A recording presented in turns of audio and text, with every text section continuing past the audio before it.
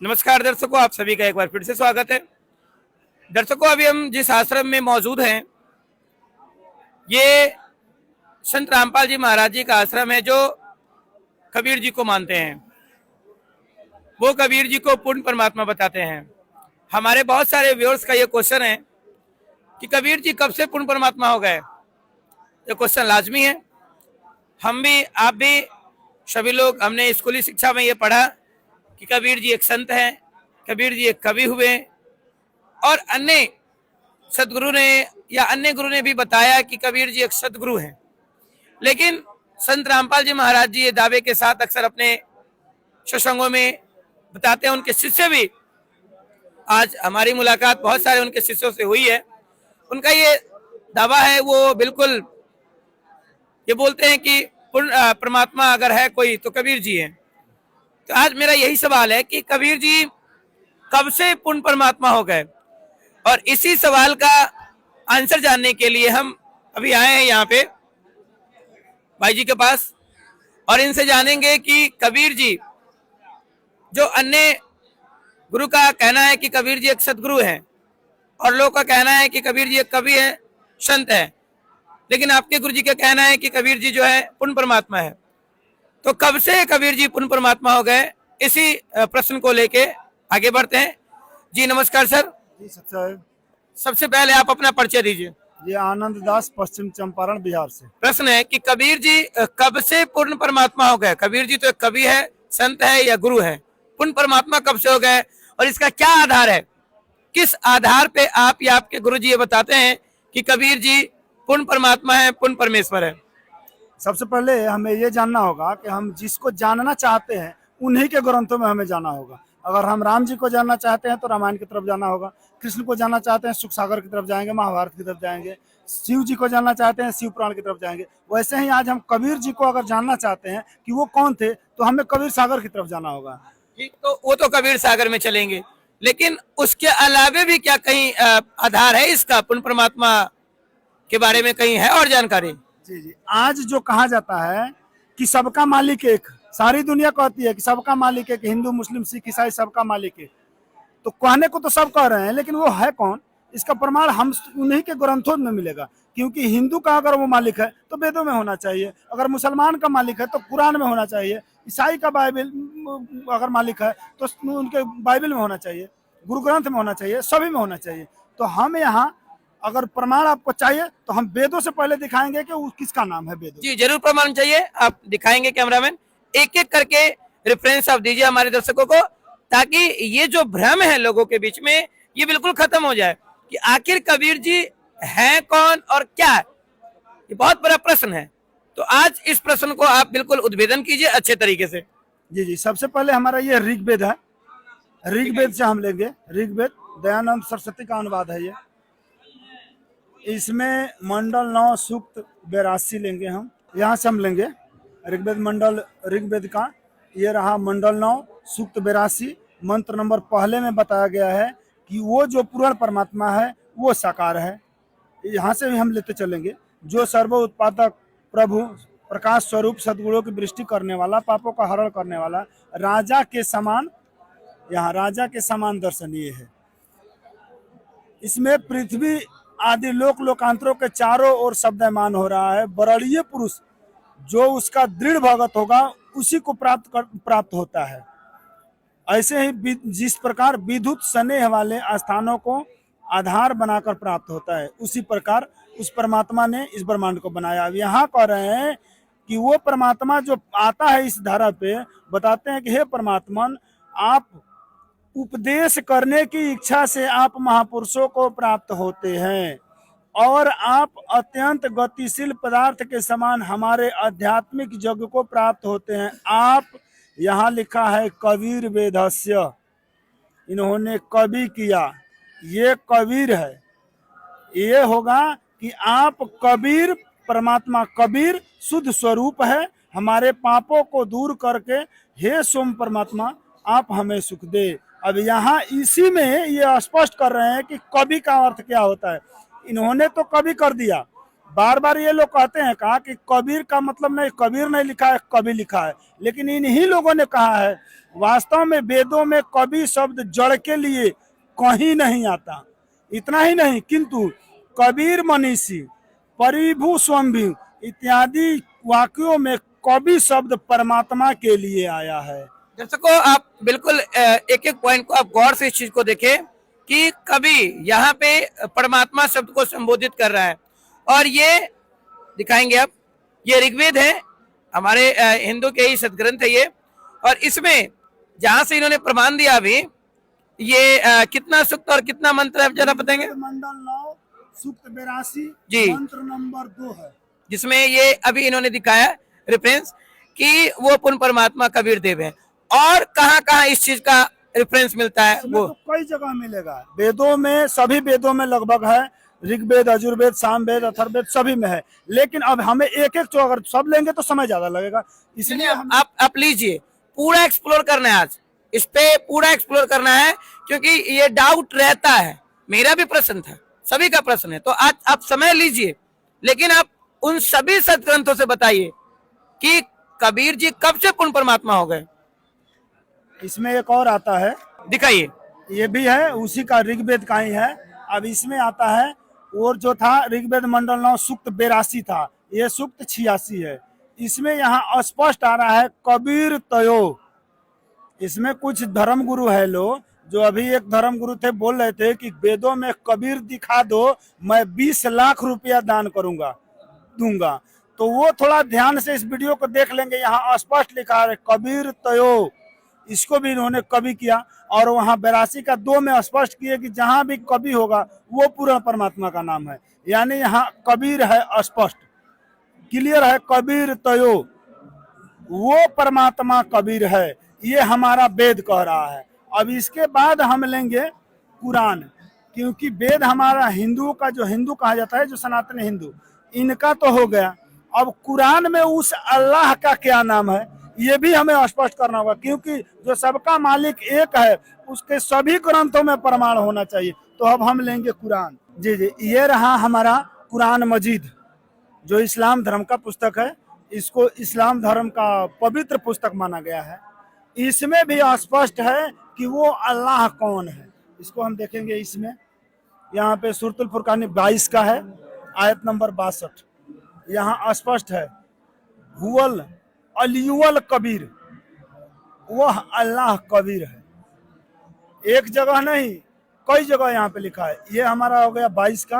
अब फिर थोड़ा हम यहाँ पे लेंगे, ये हो गया सूरतुल फुरकान 31 का, इसमें आयत नंबर हो गया 30। यहाँ भी लिखा है हुवल अलियुल कबीर, एकदम स्पष्ट यहाँ पे कबीर स्पष्ट लिखा है, कबीर। अब फिर हम यहाँ लेंगे, एक और है, एक जगह नहीं, इसमें तो बहुतों जगह लिखा हुआ है। यहाँ भी हुवल अलियुल कबीर, ये है सूरत फुरकानी 34 आयत नंबर 23। ऐसे ऐसे इसमें बहुतों जगह लिखा हुआ है कि वो अल्लाह जो है वो कबीर है। ये हो गया हमारा। और कहीं प्रमाण है इसका? हाँ, और प्रमाण है, बाइबिल और गुरु ग्रंथ, चारों धर्म हमारे यहाँ माना जाता है कि हिंदू, मुस्लिम, सिख, ईसाई। हिंदू से हम प्रमाणित किए, अब ये मुसलमान से हो गया, अब हम चलेंगे सिख, यानी ये गुरु ग्रंथ साहब की तरफ से, ये है गुरु नानक। दर्शकों, आप वीडियो को पूरा देखें, आप सभी से प्रार्थना कि वीडियो को पूरा देखें आप। जी बताएं आप। ये गुरु नानक जी का है, जन्म साखी भाई बाले वाली। इन्होंने भी क्या कहा है, इन्होंने भी स्पष्ट इसमें किया है। ये बता रहे हैं पृष्ठ संख्या 117 में, नानक आंखें रुकन दिन सच्चा सुनहु जवाब, चारों कुट सलाम कर तू ही हो सबाब। बता रहे हैं कि खालक आदम सिरजिया, आलम बड़ा कबीर। वो आलम जो है, वो सर्वशक्तिमान, वो परमात्मा, वो अल्लाह रब जो है वो कबीर है। यहाँ पे बताए कि आलम बड़ा कबीर। फिर आगे कहते हैं कायम दायम कुदरती सिर पीरान दे पीर, 30 विच आलम बहुत है आवे जाई अनंत। यहाँ पे फिर बताए हैं कि सैदे करे खुदाई नु आलम बड़ा कबीर। ये देख सकते हैं यहाँ पे श्रद्धालुओं का जोश भी बिल्कुल अब हाई हो चुका है। जहाँ जहाँ पे ये कबीर शब्द मिल रहा है, चाहे वो हिंदू सदग्रंथ की बात करें, मुस्लिम सदग्रंथ की बात करें, अभी इन्होंने सिख में बताया है, और अब जो ईसाइयों का जो पवित्र सदग्रंथ है बाइबल, उससे भी हम प्रमाण को देखते हैं जी। ये रहा ऑर्थोडॉक्स बाइबल, ईसाई धर्म का हुआ। ये इसमें क्या बताया गया है इसको भी हम खोलेंगे। इसमें भी बोल रहे हैं, यहाँ पे इसको अंग्रेजी में थोड़ा छोटे शब्द में लिखा गया है, कबीर द माइंटी ऑन, कबीर सर्वशक्तिमान है। यहाँ पे भी क्लियर कर रहे हैं कि सी इज कबीर माइंटी वन, वह कबीर सर्वशक्तिमान है, यानी कि सबका मालिक, सबका देख रेख करने वाला, सर्वशक्तिमान, उससे बड़ा कोई दूसरा नहीं है, वो है कबीर। ये हमारे चारों धर्म ग्रंथ प्रमाणित करते हैं कि वो सबका मालिक जो है वो कबीर है। और उन्होंने, कबीर साहब ने जब यहाँ पे आए थे 600 वर्ष पहले, तो उन्होंने भी स्पष्ट, उनसे जब ज्ञान गोष्ठी हुई थी गोरखनाथ जी से, तो उन्होंने भी स्पष्ट बताया था कि कितना असंख्य ब्रह्मांड, असंख्य ब्रह्मा विष्णु महेश चले गए, लेकिन मैं जहाँ हूँ वहीं का वहीं हूँ। उन्होंने अपने ग्रंथों में बताया कि मैं कौन हूँ, कहाँ हूँ, क्या हूँ। दिखाइए, आप उससे भी दिखाइए। बिल्कुल दिल थाम के बैठे रहे दर्शकों, आप देखते रहे। अभी हम सभी, ये बड़ा एक ताज्जुब करने वाली बात है, हम सभी बचपन से पढ़ते हैं, शब्द ने कहा सबका मालिक एक है, शाही ने भी कहा सबका मालिक एक है, और आज शायद आपको इस वीडियो को देखने के बाद जवाब मिल जाएगा कि वो सबका मालिक एक कौन है। जी कंटिन्यू रखें आप। यह है कबीर सागर। हमने पहले ही बताया था कि जिनको जानना है उनकी ग्रंथों में जाना होगा। अब हमें इनको विस्तार से जानने के लिए हम यहाँ आएंगे। ये कबीर सागर में यहाँ बता रहे हैं कि मेरा नाम कबीरा हो, जगत गुरु जाहिरा, तीन लोक में मग्गा मेरा, त्रिकुटी है स्थान। ये बता रहे हैं मैं वहाँ रहता हूँ सबसे ऊपर, पानी पौन समेर समामन, इस विधि ज्यों जहाना, गगन मंदिर में बासा मेरा, मंजिन है स्थाना। ब्रह्मा बीज हम ही से आया, ये बता रहे हैं कि ब्रह्मा जी हम ही से आया है। सकल जहान अनहंद लहर, गगन चढ़ उपजे, बाजे सोहंग तारा, यानी सबसे ऊपर है वो। गुप्त भेद वही से कहिए, जो निज होए हमारा, भंवर बंधन से ले ही छुड़ाए, निर्मल करो शरीरा। ये बता रहे हैं कि ये गुप्त भेद उसी को बताना जो हमारा होगा, जो हमें मानने वाला होगा, और उसको हम इस भंवर बंधन जो है, भव बंधन जो लगाया गया है, इससे हम छुड़ा लेंगे। यहाँ पर भी बता रहे हैं कि सुरनर मुनि कोई भेद न पावे, पावे संत गंभीरा, जो गंभीर संत होगा वही हमारा भेद जानता होगा। सुर मुनि किसी को पता नहीं है। बता रहे हैं कि वेद कदापि पार नहीं पावे, ऐसे मति के धीरा, जो वेदों से सिर्फ प्रमाणित कर रहे हैं कि वेद ये है, वेद वो है, वो पार नहीं पा जाएंगे। इसलिए कबीर साहब ने उस टाइम ही बोला था। आज हमारे गुरुजी संत रामपाल जी महाराज बताते हैं कि ऋग अजुर्वन साम अथर्वन चार वेद चतभंगी रे, और स्वसम वेद बाँचे साहेब का, वो सत्संगी रे, वो सत्संग होगा, वो उस परमात्मा की प्रमाण है। यहाँ पे इन्होंने फिर बताया, यहाँ इन्होंने बता रहे हैं कि जब उन्होंने कबीर गोरखनाथ जी ने पूछा कि आप कब से बैरागी हो गए जी, जब बालक थे, ये 8-10 वर्ष के बालक थे, उस समय उस गोरखनाथ जी से गोष्ठी हुई थी। यहाँ पे इन्होंने बताया था कि मैं क्या हूँ। उन्होंने बताए, पूछे थे कि कौन बताए? कबीर साहब बताए थे। जब आज से 600 वर्ष पहले लीला करने के लिए इस धरती पे आए थे, उस समय गोरखनाथ जी ने पूछा था, तो ये बताए थे कि कब से भय बैरागी कबीर जी, कब से भय बैरागी। ये बता रहे कि नाथ जी, हम जब से भय बैरागी, मेरी आधी सूद नहीं लागी, मेरा सूद और खबर किसी को पते नहीं है कि हम कब से है। यहाँ बताते आ रहे हैं, धुंधुकार आदि को मेला, नहीं गुरु नहीं चेला, यहाँ कोई गुरु चेला नहीं था, तभी से हम है। जब का तो हम जोग उपासा, तब सा फिरो अकेला, धरती नहीं जद की टोपी दिन्हा, ब्रह्मा नहीं जद का टीका। ये धरती आकाश कुछ नहीं था, तभी से हम रहे। द्वापर की हम करी फावड़ी, त्रेता की हम दंडा, सतयुग मेरी फिरी दुहाई, कलयुग मेरा नौखंडा। आगे ये बताते आ रहे हैं कि 10 कोटि ब्रह्मा भय, ये देखिए यहाँ पे स्पष्ट चीज हम लोगों को देखना होगा। और इसका प्रमाणित, इसका सपोर्ट जो है रामचरितमानस भी कर रहा है, वो भी दिखाए गए हम यहाँ पे। रामचरितमानस भी इसका सपोर्ट कर रहा है कि कितना ये धरती और कितने ब्रह्मांड गया है। ये बता रहे हैं कि 10 कोटि ब्रह्मा भय 9 कोटि कन्हैया, यानी 10 करोड़ ब्रह्मा और 9 करोड़ कृष्ण का जन्म हो चुका है। 7 कोटि शंभु भय, एक पलैया, इनका एक भी पल नहीं कटा। मोरी एक पलैया, इनका एक पल में, उस परमात्मा के एक पल में ये 10 करोड़ ब्रह्मा, 9 करोड़ कृष्ण और 7 करोड़ शंकर जी मर जाते हैं, निकल जाते हैं। इतनी बार ये धरती का चक्कर कट जाता है। उस तब से वो पूरा परमात्मा है। इसका प्रमाण हमारा रामचरितमानस कर रहा है। अब इसके लिए हम थोड़ा रामचरितमानस को लेंगे इसका सपोर्ट के लिए कि रामचरितमानस क्या कह रहा है।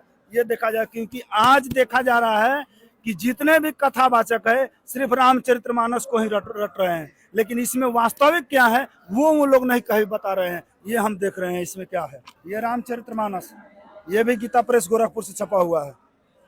इसमें एक कांड है उत्तरकांड। ये उत्तरकांड का दोहा नंबर 113, इसका चौपाई नंबर 5, 6 और 7 हम लेंगे। इसमें बता रहे हैं कि ये कथा जो है कागभूषण की है, और कागभूषण जी बता रहे हैं इस बारे में, कह रहे हैं कि मैं जब से यहाँ हूँ, कागभूषण जी, गरुड़ जी बता रहे हैं, गरुड़ जी और कागभूषण की कथा है। तो गरुड़ जी बता रहे हैं कि मैं यहाँ कब से हूँ, इस बारे में थोड़ा हम नीचे से लेंगे। बता रहे हैं कि अयोध्यापुरी में जब जब श्री रघुवीर भक्तों के हित के लिए मनुष्य शरीर धारण करते हैं, ये जब जब, ऐसा नहीं है कि एक बार श्री राम जी का जन्म हुआ है, जब जब। फिर बता रहे हैं श्री राम जी का भी जन्म कई बार हुआ है, कई बार हुआ है। अब कितना बार हुआ है ये हम इस पे क्लियर करेंगे, ये रामचरितमानस में ही क्लियर होगा।